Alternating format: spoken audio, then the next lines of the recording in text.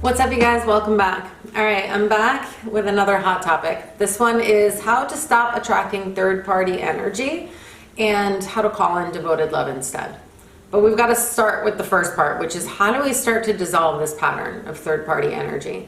And I really wanted to make this video because you guys see out there how many people are doing, for example, tarot readings or videos about a karmic partner, like a karmic energy.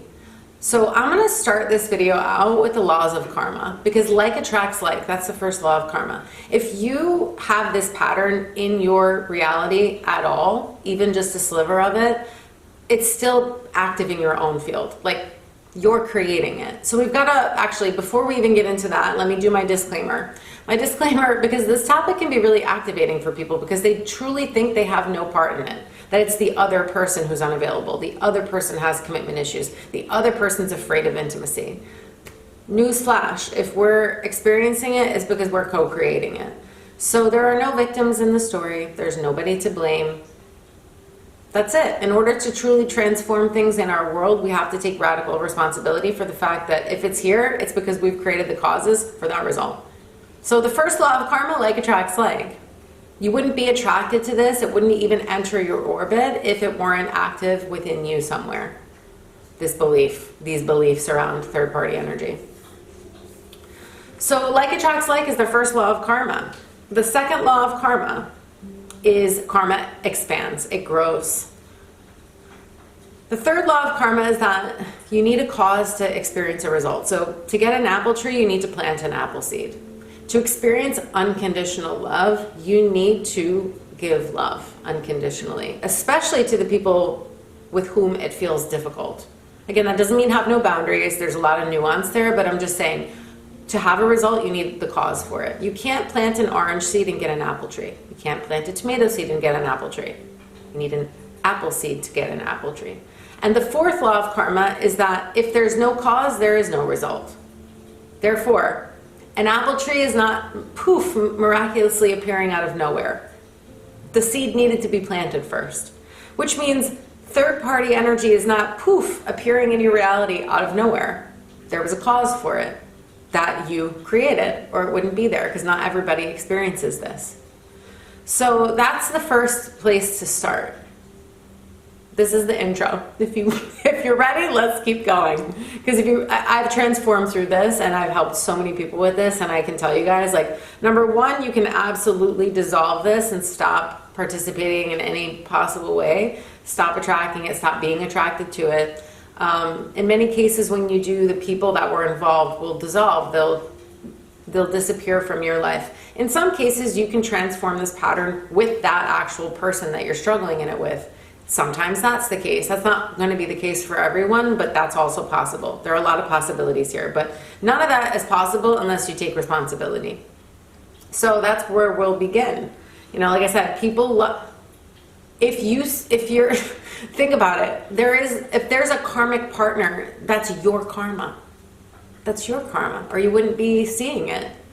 So that's where you have to be like, okay, why would we spend 5, 10, 15 years doing readings about karmic partners and not understand at some point, wow, I'm creating this and I keep creating it over and over and over again with this narrative. You've got to get to the root and pull it out of the dirt and be like, oh, here it is. Like, so if you're still, again, this could show up like you're single, they're in a relationship, or you're in a relationship and you're seeking another person outside of it. Or maybe you're both in relationships and you're both searching for something outside of the connection that you're in. Or maybe you're both single, but this is the thing. You're always attracting people who are in relationships already or are involved with other people. It can get super messy. And so that's why I call third-party energy distraction energy. Because there's singular pointed focus. Even in meditation, they teach you this. It's called shamatha. And it's like, your single pointed focus. It's something that you have to develop. But if you're trying to focus on this one point and then there's other things in your periphery, well, then you can't focus on two things simultaneously. You can't. Something's going to suffer. So you're trying to focus on this thing, but then you see this thing and you're going back and forth, right? To experience real deep commitment in a relationship, you need to develop your ability to stay focused, right? That is what devotion is all about. But so long as we want to be distracted for some reason, we'll attract distraction energy. Again, love triangles, people who are already in relationships when they're pursuing you, or you're always in a relationship but you're always looking outside your relationship, and you might not even get into like a full affair. It could just be entertaining the thought of somebody else. Maybe you're talking to the other person, or maybe you're fully like hooking up with these people. And you guys, I'm no better than anyone. I struggle with all of this. The only reason I'm making these videos is because with integrity, I've transformed through so many of these things. Like, I'm here to support you. If you really want love, this has to stop. This can't, like, you can't have a real beautiful conscious partnership with third-party energy involved. It's interference energy. And it's a distraction. So again, if you're attracted to this, entertaining this in any way, actively pursuing someone, even entertaining obsessive thoughts about a person in another relationship, or you're still carrying anger or resentment about this behavior. Maybe you're like, oh, I don't even talk to that person anymore, but you're carrying all of this like poison inside of you still. You haven't, like, you're not in a place where you feel love or compassion for that person. You're still somehow blaming them or pointing the finger. This is your work to do. Yours, not theirs. As you transform, the outside world transforms. It doesn't happen the other way around. Other people follow the movement of your mind and what follows. You have to transform your own mind. And then over time, you start to see your world shift if you're really doing this properly. So, or you're like waiting for someone. This is so common. This is probably the number one thing I see. You're waiting for somebody to choose you, and you're desperate to be chosen by other people, but you're not even choosing yourself. Because when you participate in this type of pattern, you're abandoning some of your needs. You're self-abandoning to try and get a connection. You're never going to have to self-abandon in any way to be in a conscious, healthy partnership. You don't self-abandon there. So just remember, if you're attracting this, attracted to it, or even just mentally entertaining it, like I said, a lot of people will be like deny their involvement. They're like, oh no, like I'm watching this tarot reading about it, but I don't have anything to do with this person. F this person. I'm so over them. Yet you're there obsessively watching readings about it. Get honest with yourself and be like, why am I still even, like, why is this interesting to me? It doesn't mean, like, you can dissolve the pattern. It doesn't mean you don't have feelings for a person. It means this pattern is problematic, so this is the pattern that you need to get to the root of. Why am I afraid of intimacy? Why am I afraid to commit to things? Why am I not devoted fully to things? Because this is where you're avoiding something. Third-party energy is a distraction, so it's like you're avoiding something. You're avoiding certain emotions, possibly. You're avoiding certain fears. Like maybe you have a fear of rejection or abandonment, so third-party connections give you an illusion of connection because you're getting something from it. But it's without the risk of full commitment because you're not all in, and neither is the other person. But the irony here is that if you've got this fear of rejection or abandonment, you are literally, as you participate in any third-party energy, you're literally rejecting your deeper need for unconditional love or connection. You're self-abandoning somehow because you're taking some breadcrumbs instead of the whole buffet. You're self-abandoning to preserve some type of connection. Do you see it? Like the more you guys, the more you heal, the more you start seeing this clearly, you're like, wow, this is really wild. But when you're in it, it's like, it's hard to see because I wasn't, I get it.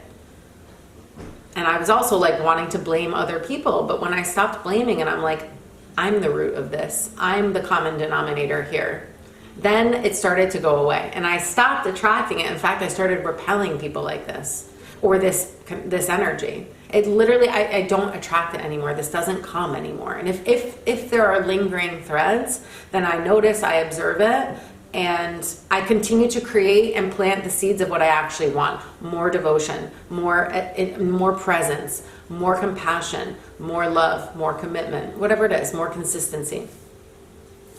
So to get out of third-party energy, you need to be all in on the things that you say that you desire for yourself first. It requires you going all in because the quality of your intention, or lack thereof, is exactly what will be mirrored back to you in your relationships.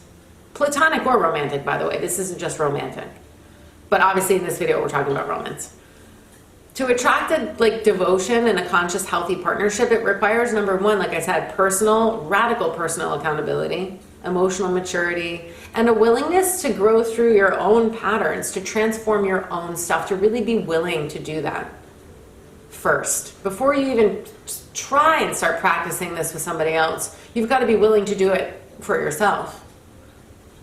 Because in a conscious partnership, you're both agreeing to a safe container. You're like, we are both in. We're all in. Okay, great. You need to honor the boundaries of that sacred container.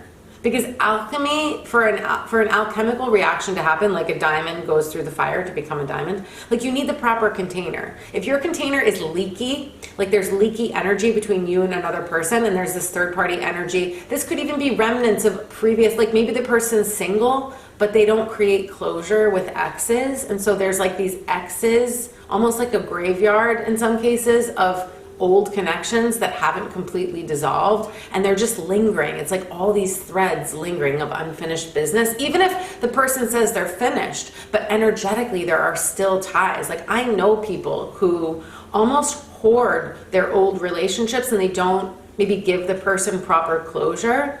Although closure is an illusion too, let's be real. You don't need closure from another person to move on and heal.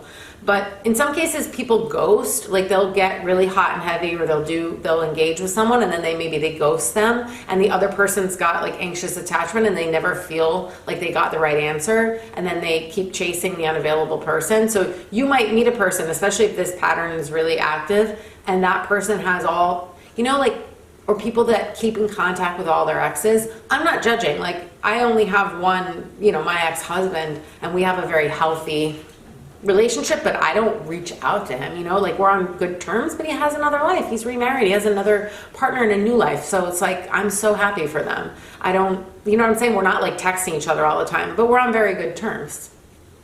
But those people who are in contact with all their exes, or the exes are still kind of, again, around, maybe they think that they're going to get back together, whatever, and there's not just one, there could be like many.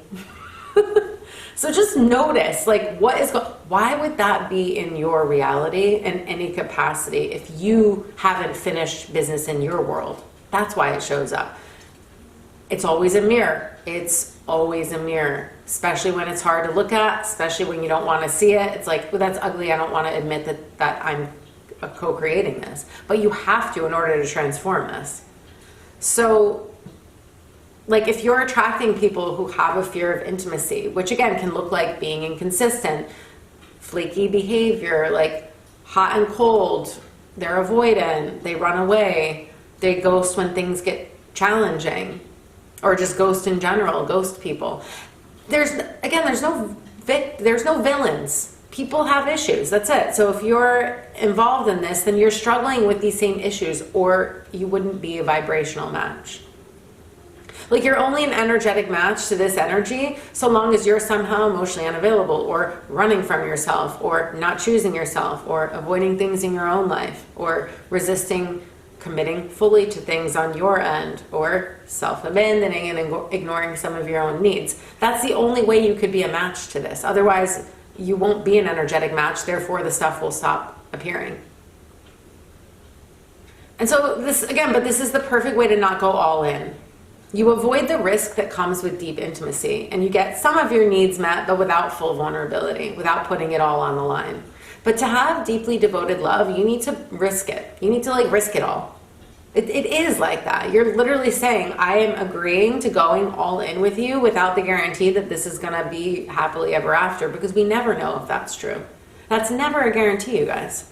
You hope that it's going to go well, but relationships are, it will be what it will be. And also you got to keep creating the causes for more and more love. So karma also expires, it runs out, it grows bigger, but it also fizzles out. If you don't continue to feed those seeds, you want your flowers to blossom, but look, this one's dying. And if I don't continue to create the conditions for these flowers to flourish and bloom, they're going to die. And it's the same thing with your own karma. So bottom line, if you're attracting third-party energy, what are you really afraid of? Because you'd only tolerate this if the reward is greater than the risk. Because this kind of pattern is very painful. And the longer that it goes on, the more that it erodes your self-esteem, it erodes your faith in love, it erodes your faith in other people. But that's the illusion. because you keep creating it. You'd only tolerate this if the reward, and I'm putting that in between quotes because what reward? But there is a reward. You're getting something from it. Even if the reward means you suffer in silence, that you get ghosted, that you're settling for breadcrumbs, that you're still alone, you're involved with somebody but maybe they're in a relationship and they haven't left it, and you're the one that, night after night goes to bed by yourself, and every holiday you're alone and you see them living a life with someone else. Like that, or vice versa, or you're both like that. You're both in relationships doing double life stuff. It's very painful. Now, some people never stop. They just don't want to transform this because sitting with the reality is too painful, so they keep it up. But I'm sure you're like me. You don't want to continue this. This sucks. This was one of the most painful things that I ever did, and not doing it anymore has just, my self-esteem returned, my self-concept completely transformed into something healthier. All of my relationships improved. And the people that I was attracting, whether it was platonic or otherwise, they're just in a higher quality energy, ready for commitment, not as afraid to be open. Again, nobody's perfect, but it got a whole lot better. And there's no offense to the people who are struggling with this. I get it. I was there. It didn't make me a bad person. It's just I wasn't as present with myself back then as I am now. The more available you become to yourself, the more you're choosing yourself consistently, the more that you hold space for yourself, be present with your feelings, with your experiences, instead of avoiding them, numbing out, giving away your power by putting pressure on someone else to try and make you feel better. It's not someone else's job to make you feel happy or to make you feel loved. That is on you. Someone else can only mirror back how you feel about yourself, how you treat yourself, ultimately. Doesn't mean you won't get glimpses of it, but it's your relationships are always a mirror. Maybe you get it, but it's fleeting and then it's gone. If you want it to stay, that kind of love and devotion, you need to be practicing those things by yourself. You need to learn how to self-soothe when you're going through challenges instead of wanting other people to fix it for you or process it with you or for you. It's not someone else's job to process your stuff for you or to try and fix your stuff. That's your job. That's your work to do. You've got to learn how to meet your own emotional needs. You've got to learn how to meet some of your own physical needs. Maybe not all of them. Of course, intimacy with another person is different than intimacy with ourselves. But you can still meet a lot of your own needs so that you're not so hungry and thirsty for connection with a person to the point where you're willing to sacrifice your integrity in order to try and get some breadcrumbs in a third-party connection. So the more that you are consistently doing the things that I just mentioned for yourself, the less appealing this will be to you. You will stop attracting this pattern.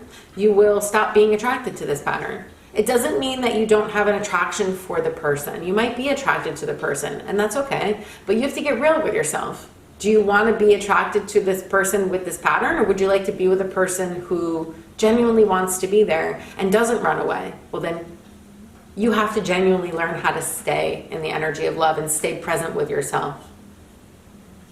Just imagine it like this. It's like you're eating at a buffet.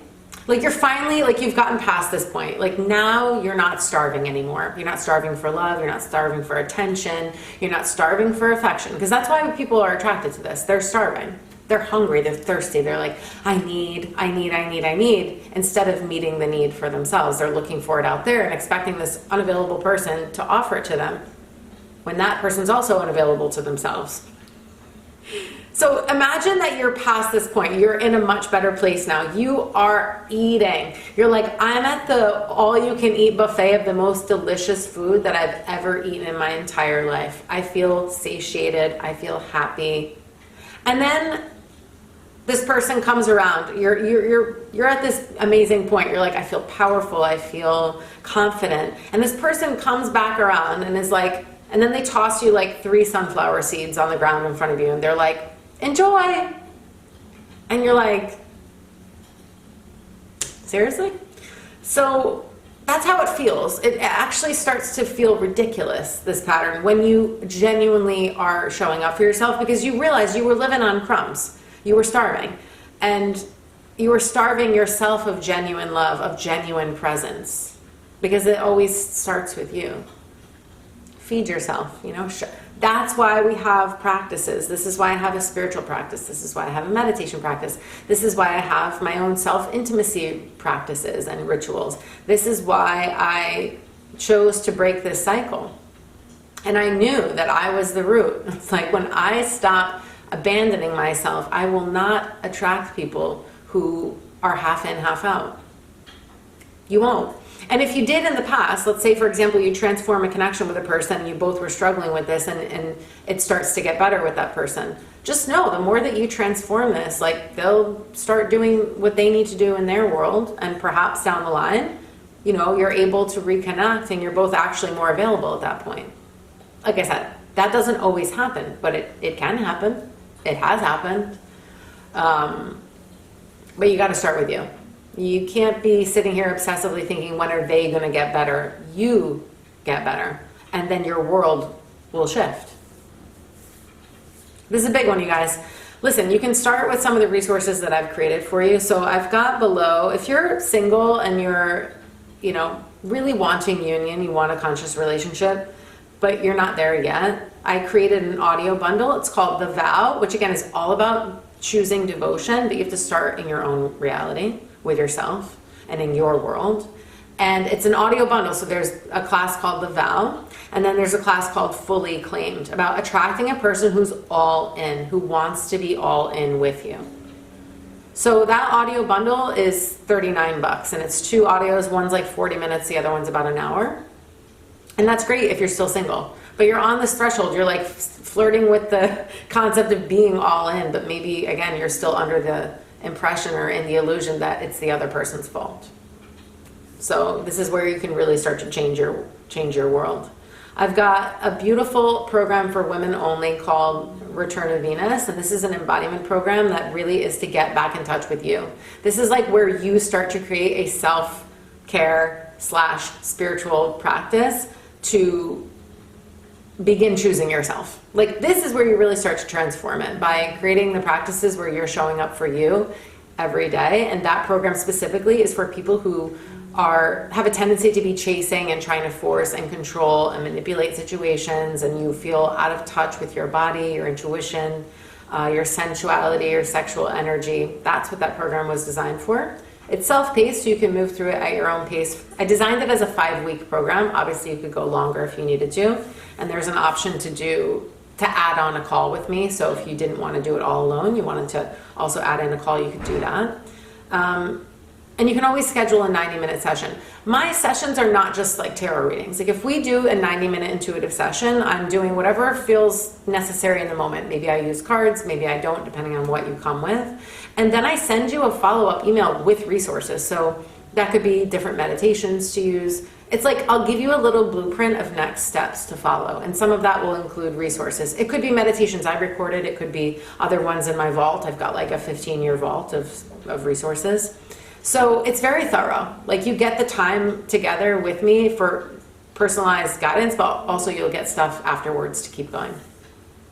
So that's how I can serve you right now. I will be opening up the waitlist soon for the year-long women's group, Magdalene Mysteries. I'm going to come more information with that very soon. Again, the waitlist will be open because there's limited spots for that, and I want to I want to feel into like the interest and how many people want to come in, so that I can figure out some next steps and when I want to start that, which would probably be after the holidays in the new year. But let's see what happens. I'm going to open up the wait list with applications, and we'll go from there.